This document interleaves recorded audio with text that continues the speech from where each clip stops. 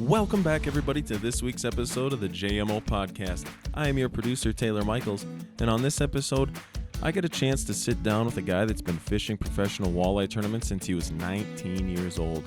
He's also the co-host of the very popular TV show, The Next Bite. I'm talking about Chase Parsons.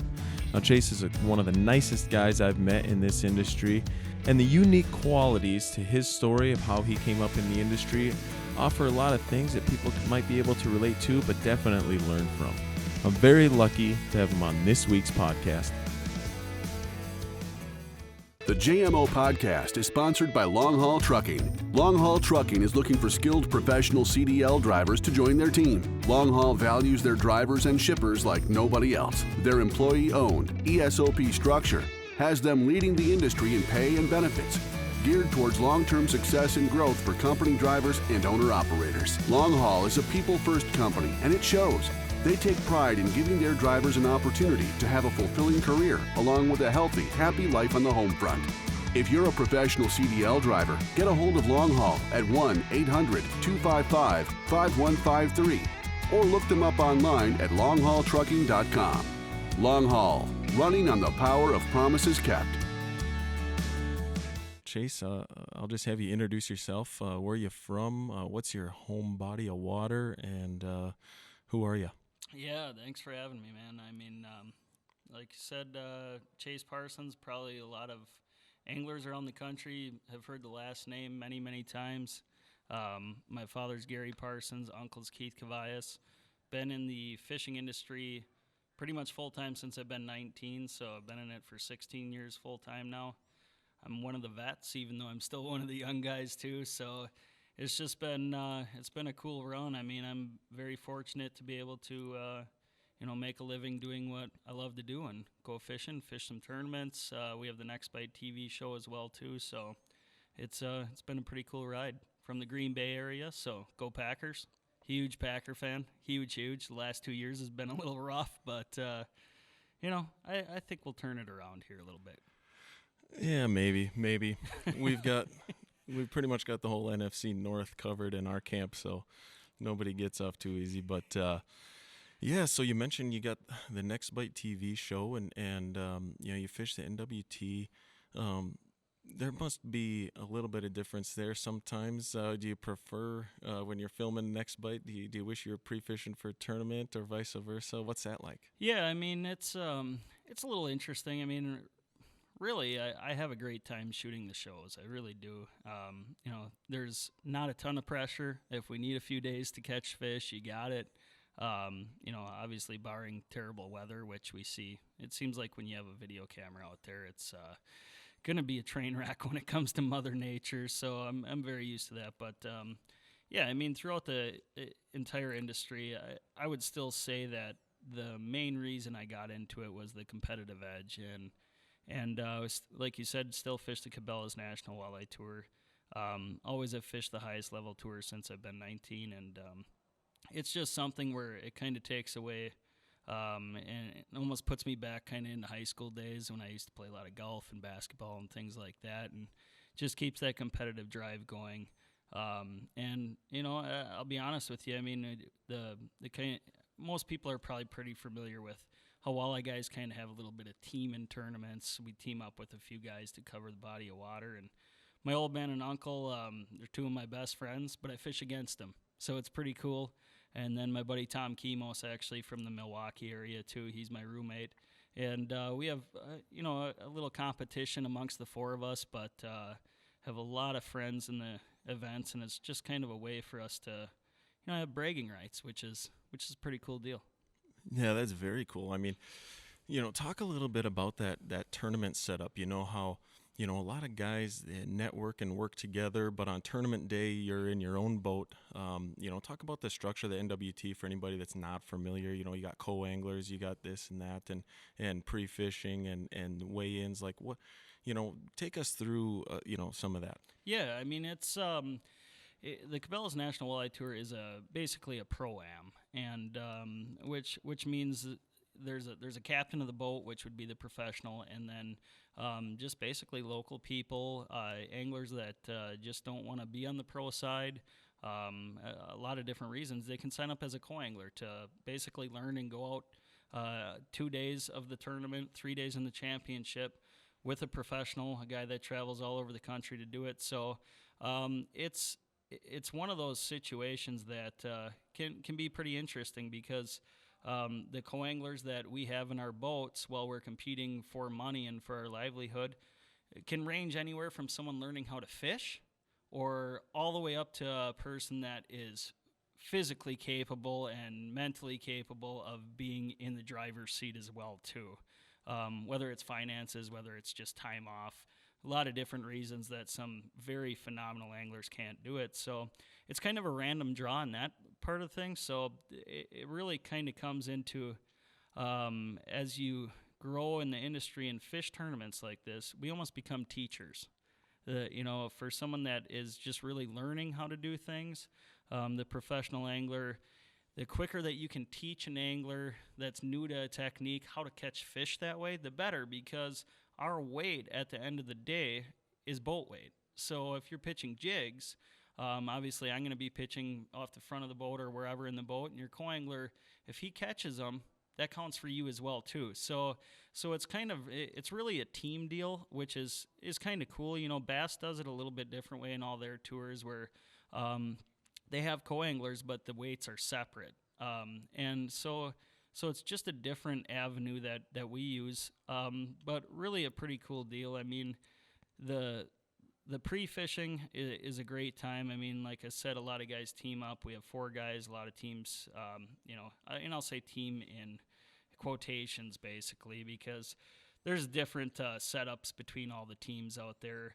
And the main reason we do it is because a lot of guys, can only get off 3 to 5 days of work, and we fish some of the biggest bodies of water in the country, obviously. In our walleye tours, they're not some of the smaller lakes down south like the bass guys, and it just allows you to cover areas more and kind of get an idea. So guys talk a little bit in pre-fishing as far as what presentations might be working, maybe some general spots, maybe some things like that, to help some guys out. But when first morning of the tournament comes around, don't get me wrong, like I have 3 other guys that I work with, but I want to beat all 3 of them. So that's where it gets it doesn't get bad out there, but it's fun. It's what makes it fun. I mean, there's most of the guys are really great guys, even the people we don't team with, and it's always it's just always a fun way kind of to get through the summer in between shows and stuff. I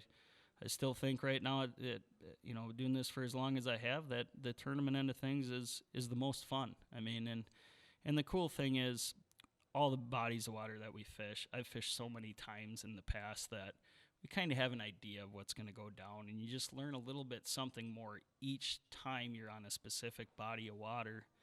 And the thing about walleyes, as you probably know, it's different every time. We can go to a body of water from year to year to year at the same time of year, and that tournament is almost never won in the same spot doing the same thing, because walleyes, they kind of like to do what they want to do. And, as soon as you think you really understand a walleye, you get slapped pretty hard the next day with reality.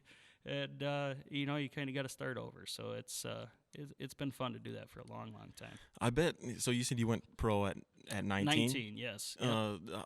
How much, I mean, that's younger than probably most, I can only imagine.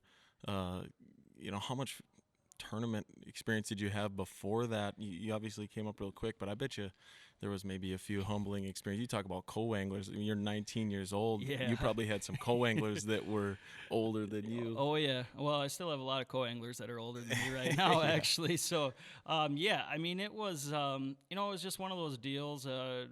Going back to high school, even grade school and high school, in the summertime, with Dad and Keith, they used to fish the professional walleye trail back then. It was the big circuit. And pretty much all summer long, when school got out, I'd go and pre-fish with them at tournaments and stuff, and just kind of learn the ropes of fishing, really. Quick fun story is, the first time that I ever really learned how to drive a boat in rough water, I don't even remember. I might have been 9 or 10 years old, and I'm on Lake Erie with the old man, and an 18-foot boat, and which was huge back then, by the way. Yeah. 18-footer with probably a 135 on or something like that. I mean, and they were the studs with those boats back then, which is pretty funny thinking about it now. But we're out on Erie, and it's rough. There's 6-footers, and he's like, "Take over," and I'm just like, I was so scared. It was incredible. And he just kind of, worked me through it, told me basically about how you want to run waves and stuff. And I mean, I remember it like it was yesterday because I was crying. I mean, I was scared. I was like physically crying. And he's like, "You could do this. Like, you could do this." And I'm just like, I don't know what I'm doing, Yeah.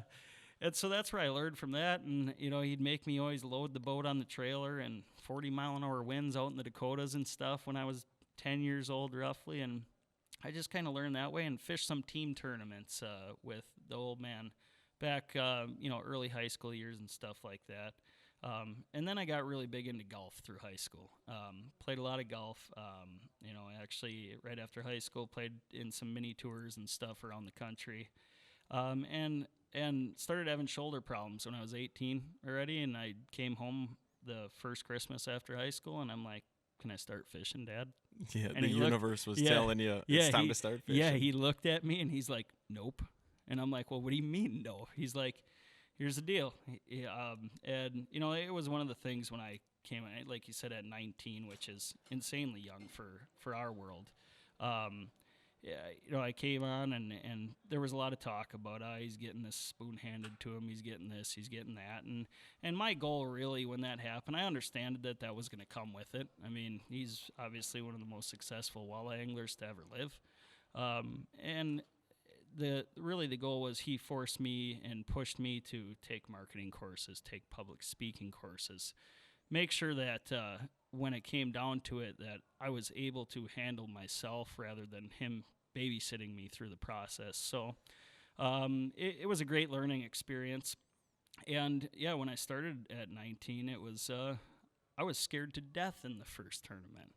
And I'd fished in team tournaments with him, but never where I was the man, right? Like I was the one making all the decisions, and everything was kind of related to how we were going to do based on what I did. And our first tournament was a professional walleye trail event at the Fox chain of lakes in northern Illinois, which we haven't went back since, and it was a horrible bite. Absolutely, out of all 16 years, in a bottom 3 bite that I've ever seen for a tournament. Like a lot of zeros.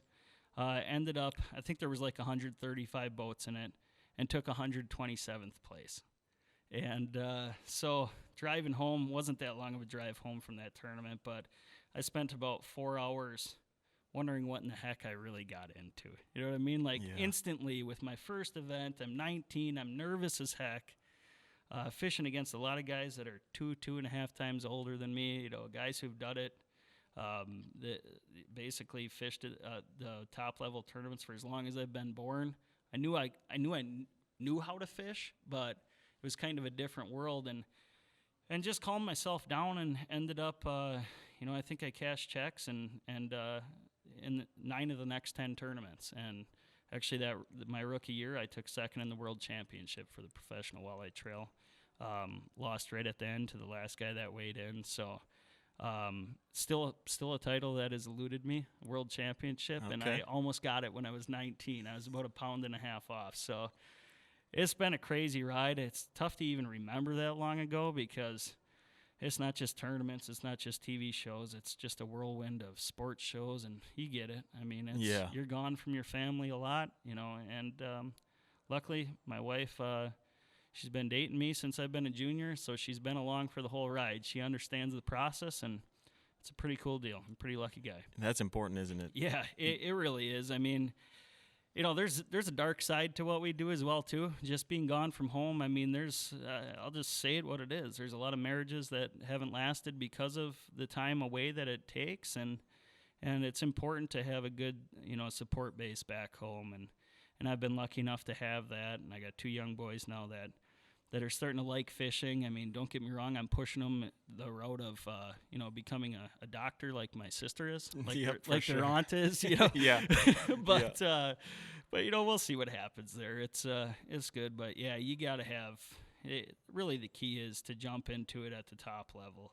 Finances have to be in check, number one. I mean, you don't ever want to put yourself in a position where, man, you got to cash a check to pay your mortgage the next day, because I've seen a lot of that stuff really affect, people and families throughout the years. And then you need that support back home too. I mean, it's really invaluable when you do what we do.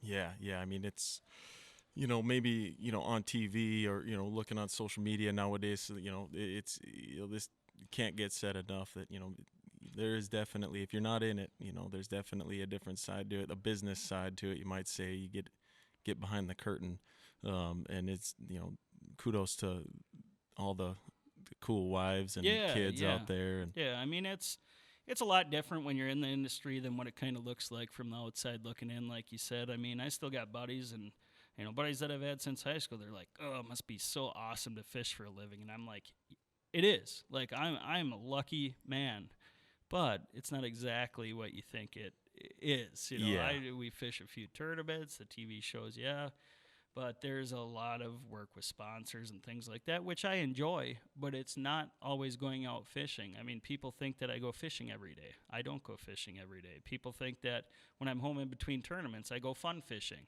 I don't go fun fishing almost ever.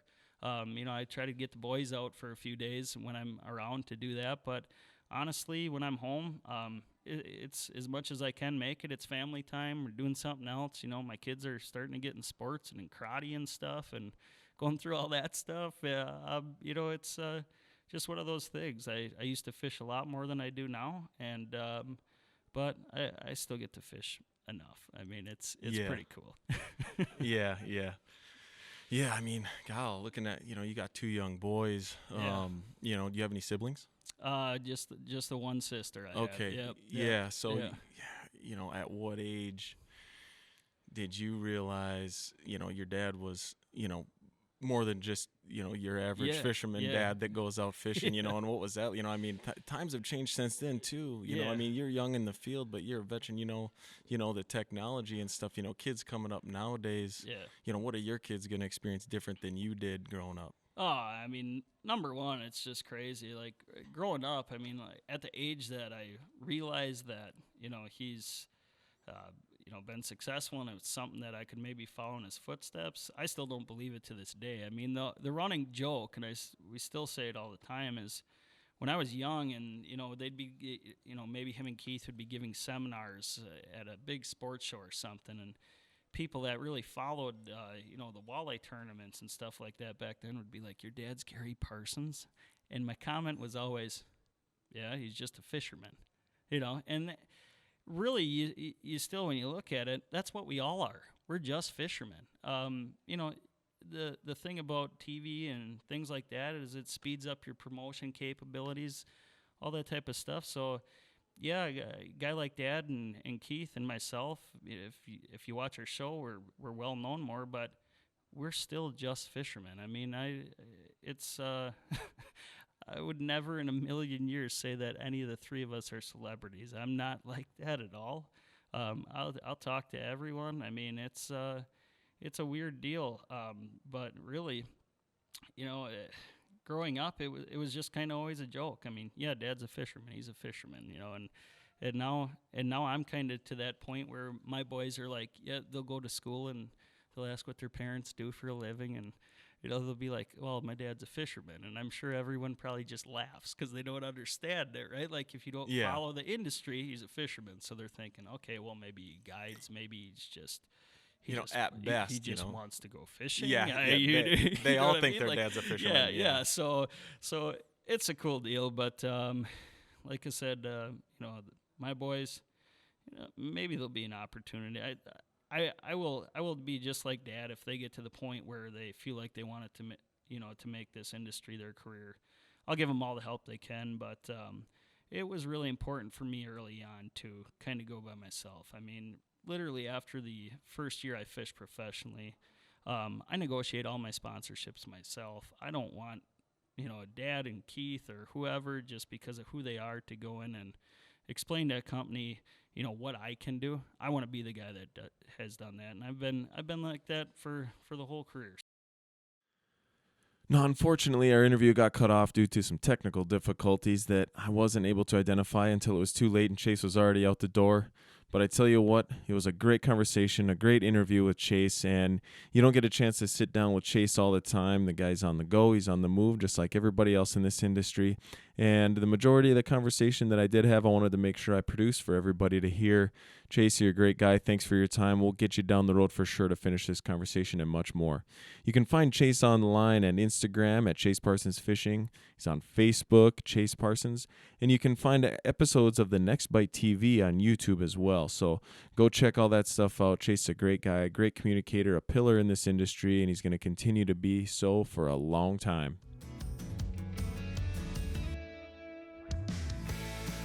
Thanks again for joining us on another episode of the JMO podcast. Head on down to the comment section. Let us know your thoughts, and if there's anything you'd like to hear on a future episode, we'd love to hear about it.